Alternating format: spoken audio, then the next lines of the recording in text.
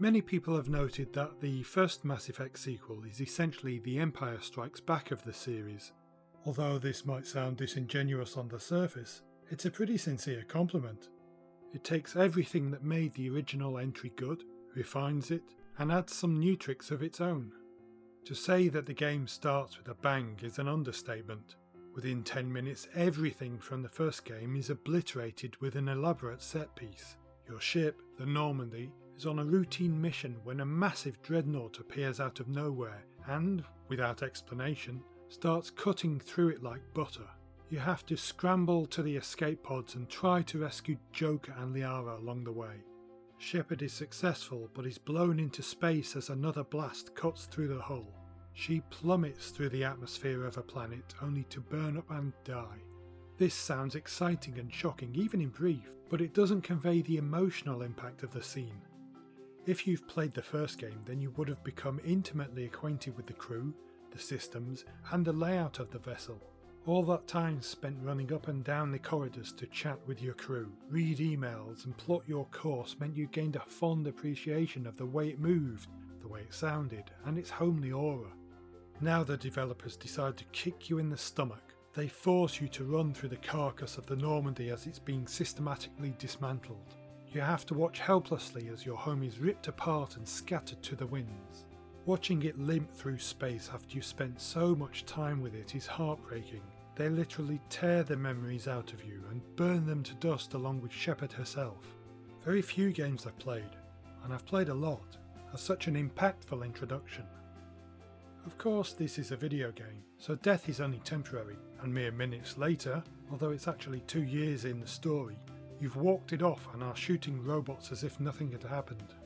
While you're finding your feet, you discover you've been co-opted by the Elusive Man, the head of an organisation that was responsible for a few of the smaller quests in the first game, in order to take down a malevolent cloned race who are servants of the series' big bad, the Reapers. It all sounds straightforward, but as you play further you gain more insight into what Cerberus is, what the Elusive Man wants, and how you're being manipulated to further the ends of this rabidly pro-human group. You're thrown straight into the story and quickly have to build up a team strong enough to embark on a mission to the home of these collectors to stop them and their dastardly schemes. The story has quite a bit of heft.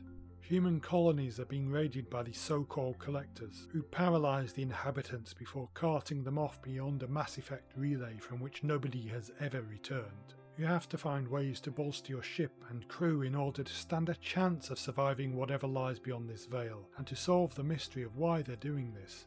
You need to gather materials and people to help build your strength in order to complete this task, and while this sounds like a grand piece of resource management, which it is if you want to break things down, the biggest joy of the game is found in the act of assembling your new team from the candidates spread across a sprawling galaxy. It's both satisfying and amusing to travel from the slums of a mining asteroid to the sparkling refinement of trade centres, to the sun-baked courtyards of an old colony to enlist members old and new to help you in your quest. Much like the first game, getting to know your crew is an essential part of the experience, and it helps you bond with them and discover their backstory. This time these interactions serve a real purpose and are not just window dressing. The better acquainted you are, the more they trust you, and the more likely they are to provide weapons and upgrades for your ship. At a certain level of trust they will request your help to solve a personal matter. These optional side quests are unique and give you a better insight into the person doing the asking. Completing these tasks not only give a sense of satisfaction that you've helped a friend, it also gives them a better chance of surviving through to the end of the game. Of course, anyone with an interest in movies will see all the hallmarks of Kurosawa's Seven Samurai appearing in short order, and while you could easily complain that it's a rip-off, as many directors will tell you, if you do steal, then you should steal from the best. Many games or movies set in space are simply a redress of old westerns, and I'm more than fine with that as long as it's done properly.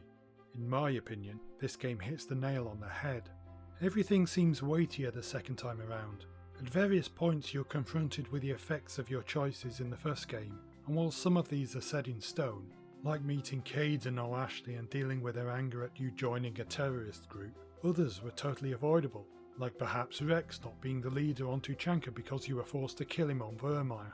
and if you did kill him, you really should be punished by having your gaming privileges taken away, as that's just not right. To have the results of your actions follow you through different games is a hard feat to pull off. Even BioWare's other role-playing series, Dragon Age, largely skims over the consequences of previous stories. This commitment to honouring your choices rewards your investment and also makes you wary of what your actions might mean going forward. More than in the first game, news reports, conversations or attitudes change to show that you're making a difference. There are a lot of quests to finish, so hearing about your worthwhile exploits as you wander around the galaxy is very satisfying. When I say Mass Effect 2 has more weight, I'm not just referring to the story. Everything from the way the guns fire to the way the characters move have been redesigned, so there's a great sense of physicality in anything you do. You run like a tank on steroids, your guns recoil in a satisfying way, your shots hit enemies with a good thump causing them to stagger. The power abilities also feel more dangerous. Electricity crackles as overload hits, sparks fly as Incinerate consumes your foes. Shockwave blasts people off their feet in such a wonderful way. We all know that the game is just a few million lines of code, yet despite this it all feels so solid. The attention to detail oozes out of the screen, from the ship interiors, the design of the floating displays, the background conversations, to my most favourite part, your gun harness. It not only accurately shows you what you've equipped, each item has minor animations as you retrieve or stow them away. I love the way they unfold for you to grab. The animation is very well done and it really feels like the commander is using physical objects. Unfortunately, this doesn't seem to have carried over into Mass Effect 3, where you see multiple instances of guns popping on and off Shepard's back and into your hands by magic. You're told many times during the game that you're recruiting for a suicide mission, but that only feels true as you approach the final hours. It's well known now, but at the time it was startling that everyone in your crew, from the companions you take on missions all the way down to the Gallicut, can die in your final push. Every single one, including Shepard herself. People you've known previously like Garrus or Tali, people you've just met like Miranda and Jack, even those you have a passing acquaintance with like crewwoman Kelly. All can die. For the main cast, their survival depended on a combination of a lot of different factors. Whether you've completed their unique personal mission and are now loyal to you, whether you've implemented their suggested ship upgrades to protect you as you fly into the heart of the Collector's hideout, and your personal knowledge of their unique skill sets. In the final mission as you navigate the enemy base, if you send the wrong person to perform a specific task, it can mean their demise. For example, why would you send a soldier to do a complex technical job? To add to the pressure, once your non-essential crew has been kidnapped and dragged off your ship, a time limit comes into play, meaning you don't have any leeway to fart around doing side quests. If you're not ready by that point, then everyone but the people you've recruited are going to get turned into an organic goo by the enemy, which is tricky if you still have loyalty missions outstanding.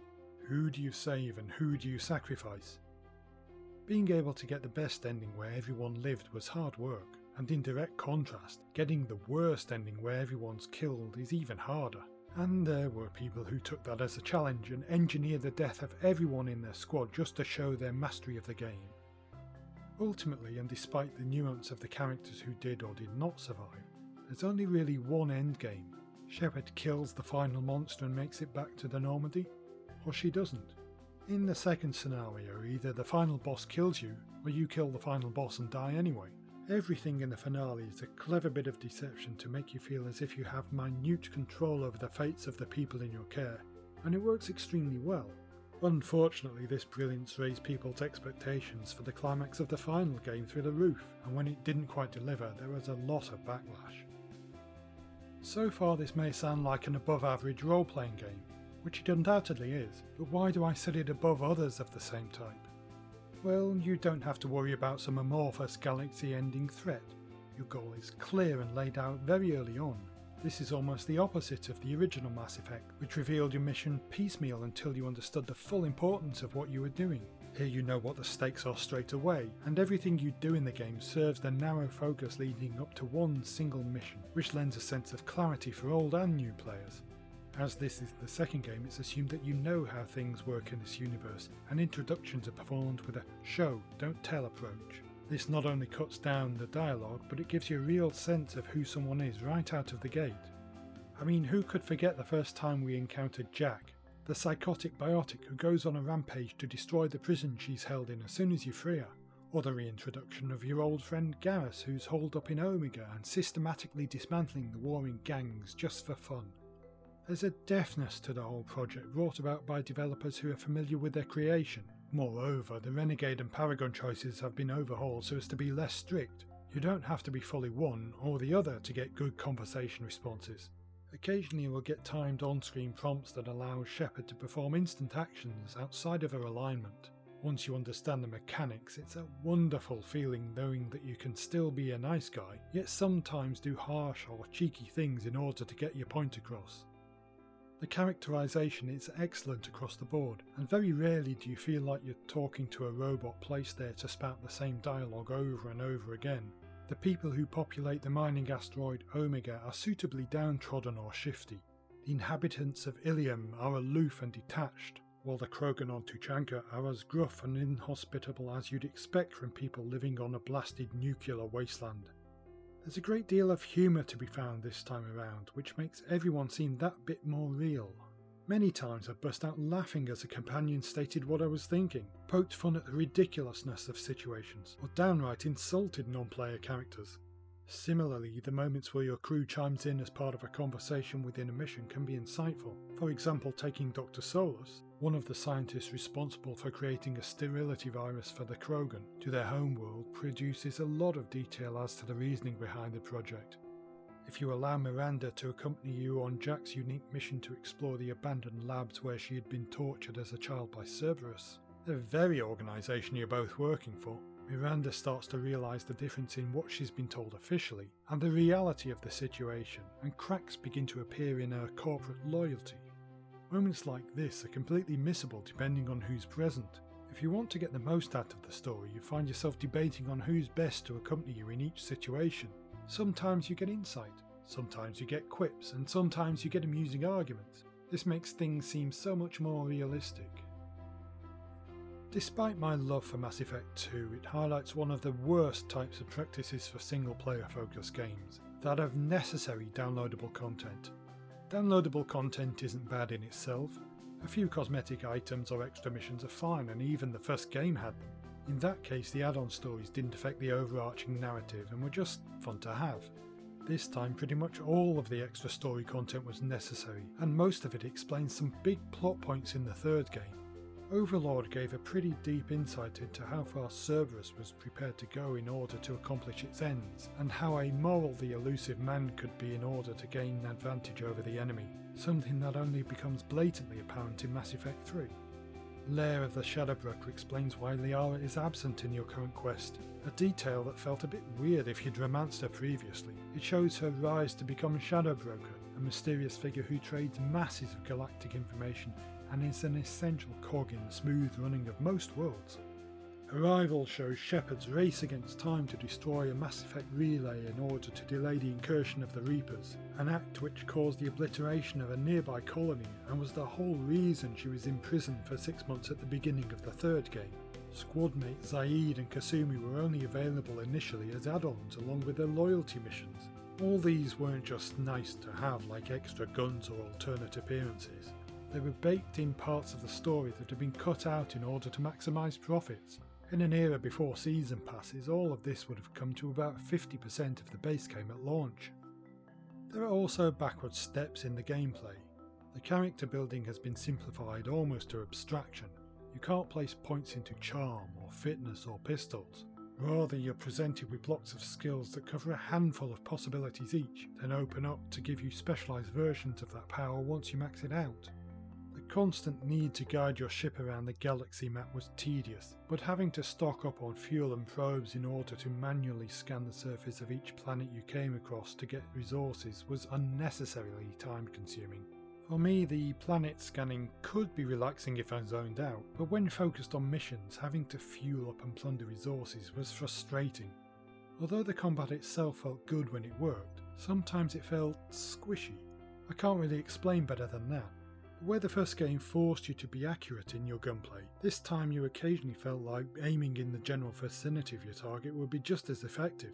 The pathing of your companions on missions was a bit broken and they could run around like headless chickens in a fight. You only get a handful of upgradable guns this time around, so swapping to something specific for a task isn't much of an option, and the disposable heatsinks meant you were always looking for ammo, which doesn't sound like an issue, but if you've just come from Mass Effect, you have to wonder why this was deemed to be better than infinite ammunition. Beyond this, you can nitpick continuity errors on the story as much as any other piece of media, but for me that doesn't stop the whole being greater than the sum of its parts. In aggregate, the experience makes for a thrilling ride. It sets the stage decisively for the last game, and after the final mission, when your losses have been tallied, you can already see how your actions might be important going forward. As to whether that ambition will be fulfilled, well, that's something I'll discuss in my next video.